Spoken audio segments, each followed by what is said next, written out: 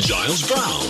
GB, not GQ. And all things being equal, I'm going to be speaking with John Richardson of the Rubettes. He's talking about the Rubettes story and the new single, which is Born to Do It. So many years ago, you came to watch our show as you jived upon the dance floor. And up here on the stage, we played, we were all the rage, but now we're back again to play once more.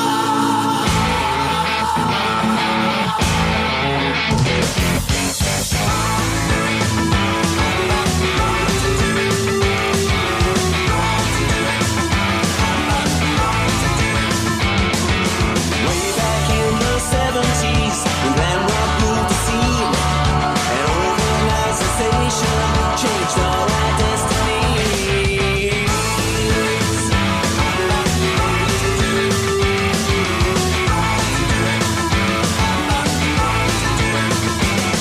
And now it's 50 years or more, you're still my living doll, my sugar babe, my jukebox jive. Let's call it rock and roll. Here we are, we can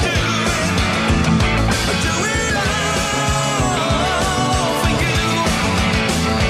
We were born to do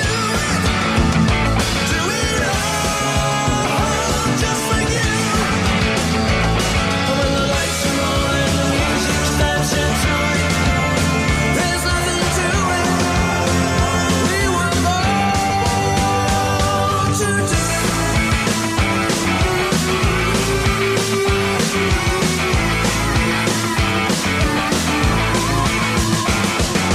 Guys, here comes a message that we are doing fine. We're only getting better. With age, you feel like Beaujolais red wine.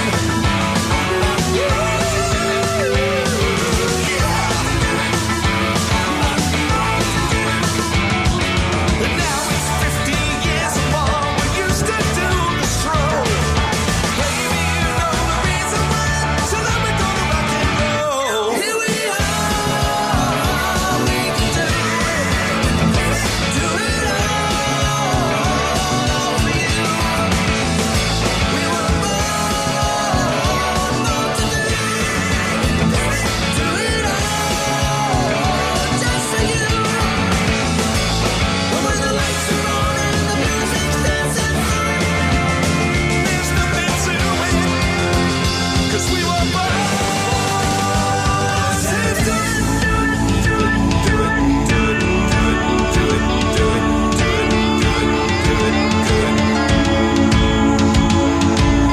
So here we are again, back from who knows where or when, here to taste the thrill to play like it was yesterday. Here we are, we can do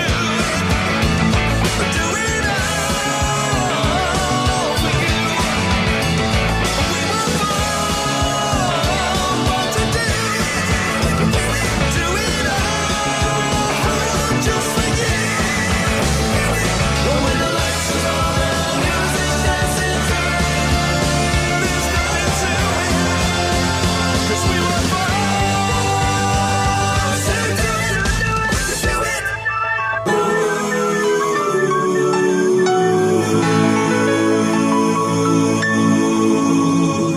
I played the latest track, which was Born to Do It, from the Sugar Baby Loves, which is a reincarnation, a reimagining, no, a reboot of one of the most iconic songs of the 70s. That particular song was Sugar Baby Love by the Rubettes. Delighted to say that joining me live on the line now, drums and vocals, is John Richardson himself. John, good afternoon to you, sir. Good afternoon, you lucky people, with this beautiful weather you've got. Are you not sort of lounging by a pool in the Hollywood Hills then, John? No. Well, we've got. I'm lounging quite near to the pool, but not in the Hollywood Hills. No. So, as the saying goes, doesn't time fly when you're having fun? When the press notes for this one dropped in, and they said 50 years ago, you know, Sugar Baby Love knocked ABBA off the top of the charts, I had to do a double take because it just seems like yesterday. It does, yeah. But I have to say, to be honest, I mean, ABBA was so amazing, but their record had run out of fuel by the time that our one came along, and that's how we knocked them off the top. Otherwise, I don't think we would have been able to do so. For those who don't know sort of the backstory, where did you guys sort of come from with the Rubettes? Because I remember this is 73. This is the height of sort of Ziggy Mania and glam. It's 74. You know, there's glam rock going on. There are people sticking stars on themselves, etc. Where did the Rubettes originally sort of spring from? Well, I was booked to do a rock and roll album, because Polydor wanted to entice Shiwaddy Waddy, who just won.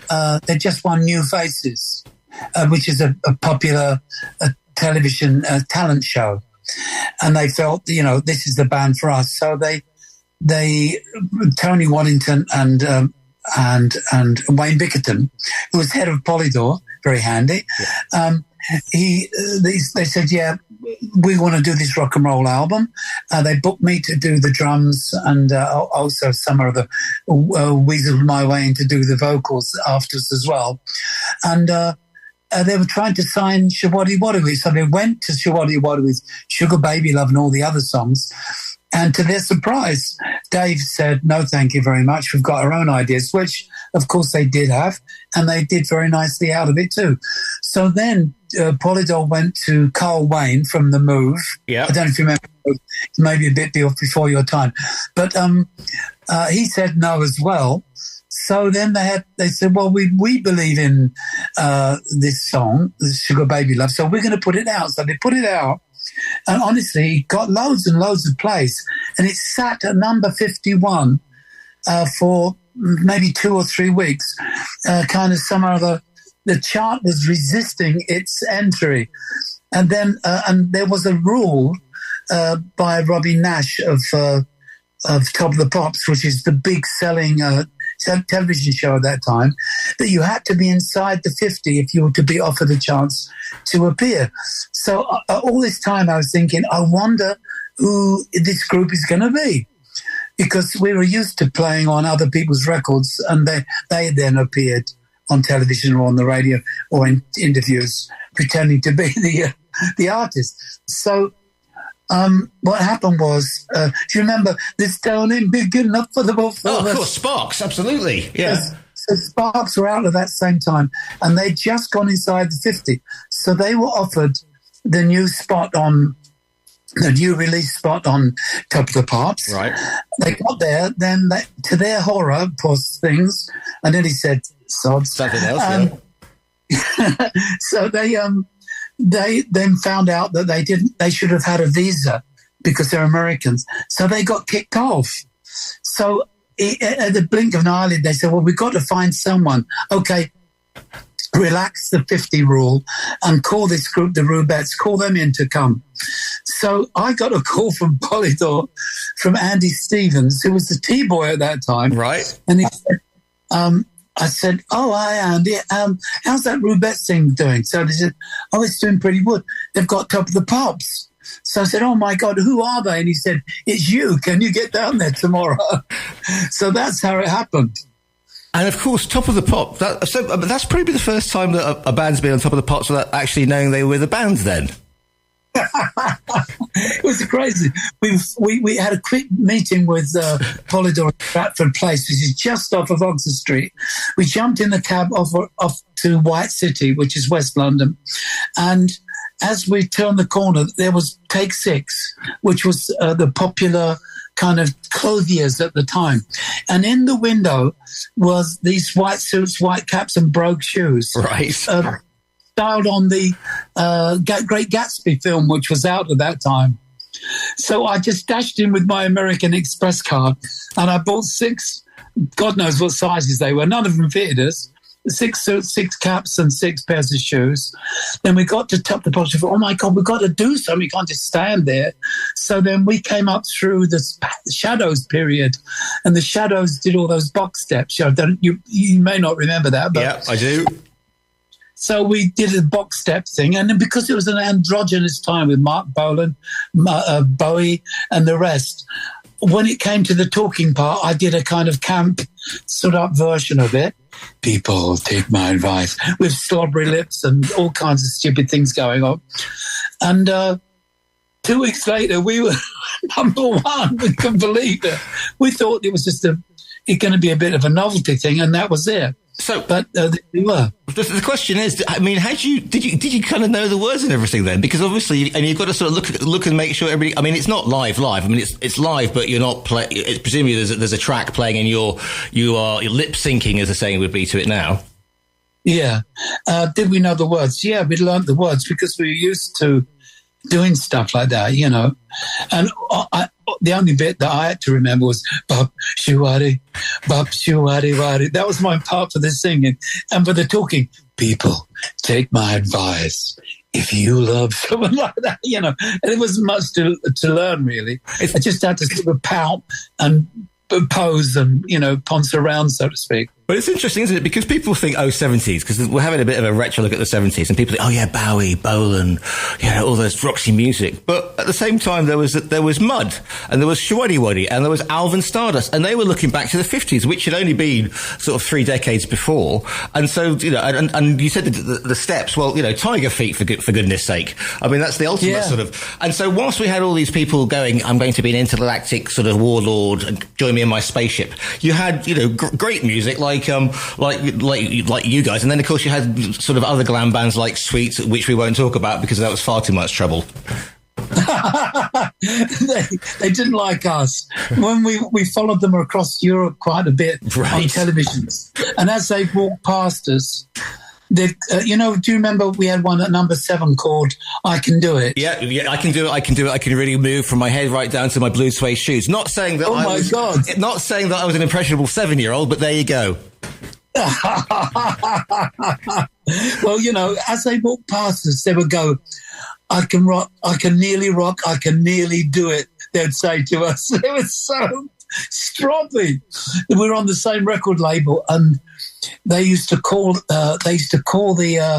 guy who was looking after us from Polydor. They go, hey, Mr. Polydor, get the drinks in, and stuff like that. And one day the guy had enough of it, and he just said, I am not Mr. Polydor, I'm gone to something or other. And he said, you speak to me nicely, otherwise you're off the show. And really, really, really gave them a talking to. And but they were always, you know, they were just...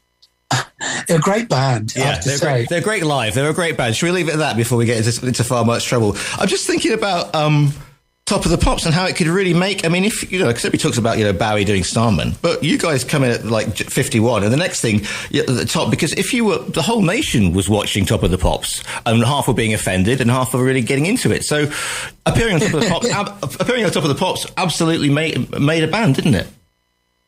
Absolutely. It was pretty much a guarantee of your charting once. We didn't realise it was going to go to number 1, but it was absolutely guaranteed. It was so powerful. I think about maybe 8 or 10 million viewers every week, guaranteed.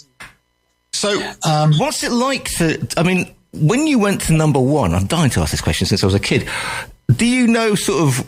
They obviously phone you up before, or are you listening to, gosh, it would be Ed Sullivan or you know, David Hamilton when they're doing the rundown? I mean, are you stuck listening to your radio as I was with a small child with a tape recorder? No, we knew the night before, either the night before or early the morning of the chart. The chart was announced, I think, by Alan Freeman on Sundays, I think. Yeah. Because, you know, like that. And but I think that we knew slightly before because there was a national poll that was done of all the chart shops, because there were chart shops at that time. Some were and some weren't, but the ones that they had, and so we knew. But the actual being told was like an amazing experience. I think the chart positions were told actually on a Tuesday or something like that. Then Wednesday it was Top of the Pops. Thursday it was produced. Anyway, but the nation would sort of know on Sunday. Yep. But we would know before that. But it was such an incredible experience because, to be honest, even I'd given up the idea, because even though I was young looking, I looked like a teenager, but I was 27, and I'd already thought I just got to accept the fact that I'm never going to get in a popular band or album-selling band, and that I'm just going to be a session musician for the rest of my life, which I was, quite good at. I'd played on Kung Fu Fighting, Sugar Me by Lindsay DePaul, Dancing on the Saturday Night, Barry Blue, Born with a Smile on the Face. I had a lot of top 10 records. So, and it was quite well paid. It was like 12 or 13 pounds for 3 hours, Yeah. And so I thought, well, that's it. And so it was such a surprise when this happened. And then the record company, Andy, called me up and said, "Hey, John, you awake?" And I just jump up. Yeah. Oh, yeah. What do you want? And he said, "You're number one." The feeling was amazing. And that happened for 4 weeks consecutively. It was very, very exciting. And all of a sudden, I was getting recognized on the street and all that stuff. Was amazing. And then that just started to pee me off a little bit after a while, after a year of it. And then you had enough of it, really. Yeah, but I mean, 3 million singles. I mean, that's outrageous. Yeah, it did really well. And of course, it was a hit in every country of the world. Now, here comes the thing. So you weren't a band a few weeks ago, and now you're a band, and you just said you followed Sweet around Europe, which must have pleased them greatly. So luckily you were all session musicians, because you had to go on tour, because the people wanted to see you live, didn't they? I mean, you'd be doing all these strange sort of European pop, these pop shows, in Germany, in Holland, and the Low Countries. But you had to That's right. You had to do some gigs eventually. So did you quickly run through a set list of what you could do? So what we did at the end of the year, we thought, listen, we've got now, they're waiting to see, are we really a group, or can we play or sing? And can we do the high notes? Because Alan wasn't the one who took over the lead, but he wasn't the one who sang on the record. That was Paul Da Vinci, or Paul Pruery, as he was really known. And so people doubted whether we could do it or whether we couldn't, and we didn't know either. Our manager said, "Look, you got to get yourself a big Pantechnicon, half a dozen roadies, and I'll book an English tour, a British tour for you, and you've got to just go out there and show them." So after a year, we had to do that. And we were okay. I mean, it was amazing. All that experience of having people screaming and throwing themselves at the at the stage and all that, especially Scotland. Oh my God, Green's Playhouse, or the Apollo as it was sometimes known. They were just not screaming like the Beatles, But you're in basically roller country. I mean, surely they would have thought, that they took you to the hearts, did they, John? Well, the Scottish are an amazing bunch. If they like you, they like you, and they liked us. But Basic Rollers came just slightly up, and so we'd had 1 or 2 hits before they appeared on the scene. And funny enough, we played with the remnants of the Basic Rollers last year. Yeah. And we just had a record coming out, and Woody came up to me and said, that song, it was called Honey Love. It was about, it's a love song masquerading as an eco song, or an eco song masquerading as a love song. And it's about how the bees are getting decimated in this country by insecticides, which are outlawed in Europe.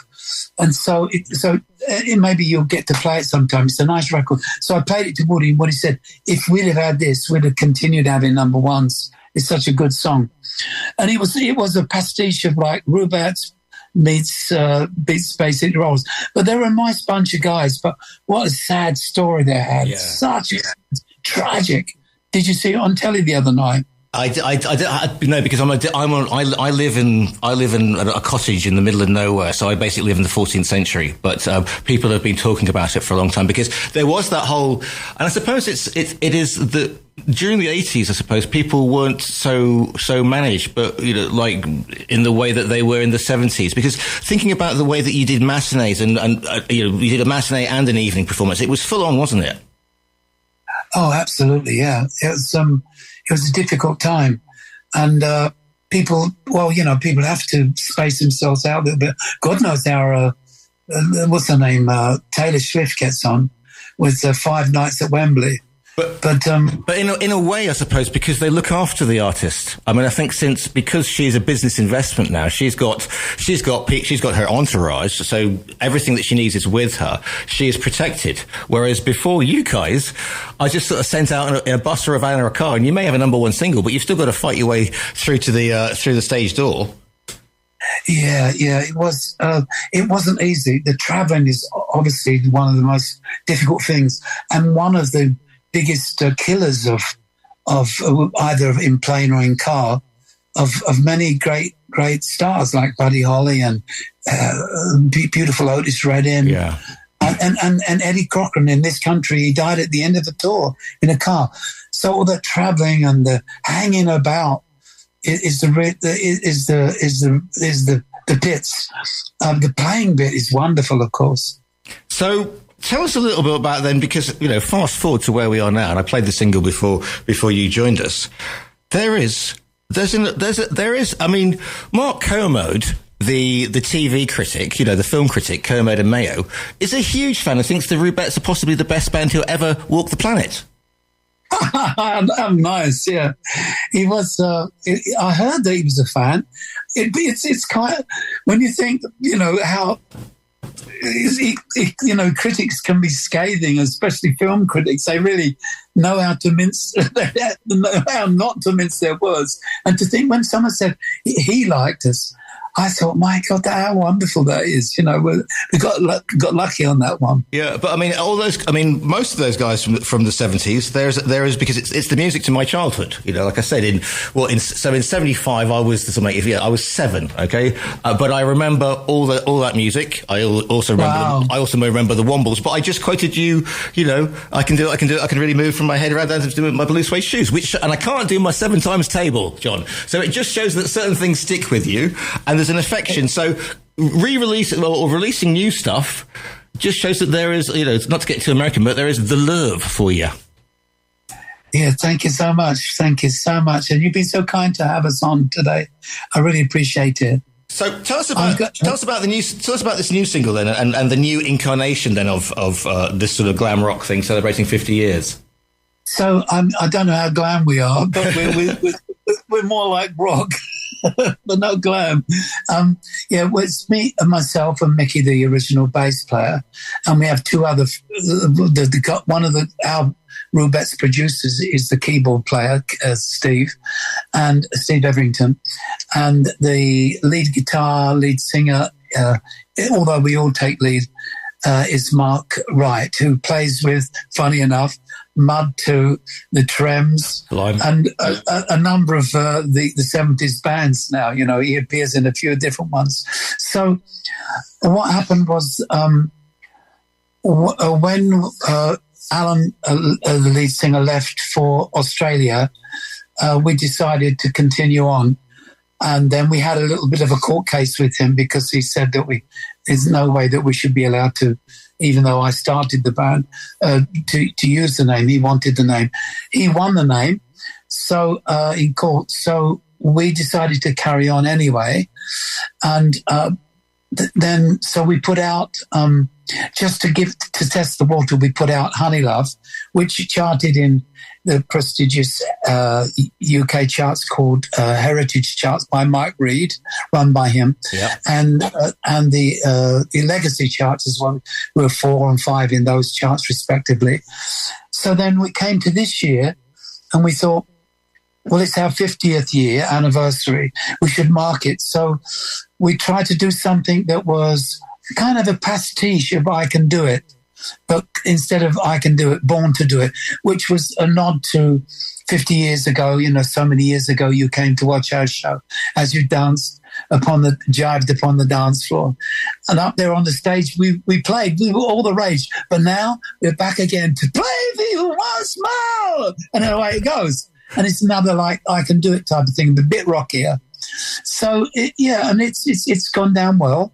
I'm not saying we're charting with it, but people are getting to know us and like us, and we're kind of rebuilding the name. We're now called Sugar Baby Loves, as you know. We're not allowed to call ourselves the Rubettes, but we're still standing, as Elton says. And what's it like? I mean, going back on stage now. I mean, have you done any shows, or has this just been in the studio? Just mainly a studio. We've done a couple of shows in Germany, went down well, and a couple in Belgium. We're doing one in Belgium next Sunday in Brie, the famous place where they make their Brie cheese. You know. I'm looking forward to the rider for that one then. So obviously cheese is on the rider, obviously. Definitely, yeah. So, and also, in terms of myself, hopefully I can come on in a few weeks' time. I've got my autobiography, which is quite fascinating, to be honest, of all the things that I've been up to and all the things that have happened to me before, during the Rubettes and after, which has been perhaps even more interesting. Well, we'll get you back on to talk about that, because that is a story in it. If people want to download, you can download the single via our own virtual bookstore. You can find the link on there, listeners. If people want to find out some more information about John and about the new incarnation, where's the best place to find you? Is there a website? You've got a website, yeah. Sugarbabyloves.com, I think it is. I think it is that one. So, and a marvellous website it is. I'm going to play out with Sugar Baby Love, because why not? John, it's been an absolute pleasure to speak to you today. I've got a few bits and pieces before I close the show, but great for you to join us. Take care, and thank you for bringing back so many memories. And I didn't think I could remember the lyrics to that song, but it just goes to prove that I can do it. It was a massive hit on one 7-year-old somewhere in the 1970s. John Richardson, thank you very much for your time today. And thank you for yours.